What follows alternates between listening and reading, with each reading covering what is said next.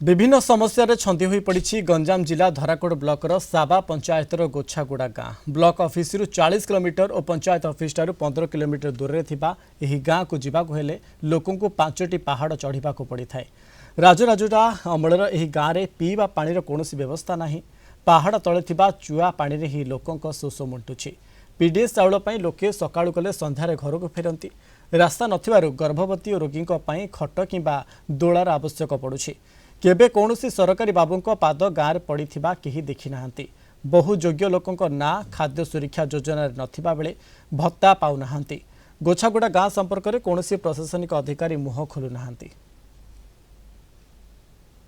मोर इटा गुछागुड़ार असुविधा बोले सर आम पहाड़ एरिया आउ पानी खाइबा बहुत कष्ट लगुच रोड मोड जीवा आसवा बहुत कष्ट लगुच। आमर सरपंच के आसते आ नेता माने आसते जिते बड़े से माने कौन वोट पाई खाली आउचंती जिते वोट सर से क्या पचार ना आम एमती खुलीबती के खाई बंचुच सर। बहुत असुविधार कष्ट बंचुच आज्ञा। पानी बहुत समस्या अच्छे आज्ञा। दुर्घ आमर बुढ़ा बुढ़ी जाक केत अच्छा आज्ञा आणिकी पानी घरे खाई पार बड़ कष्ट बंचुंट।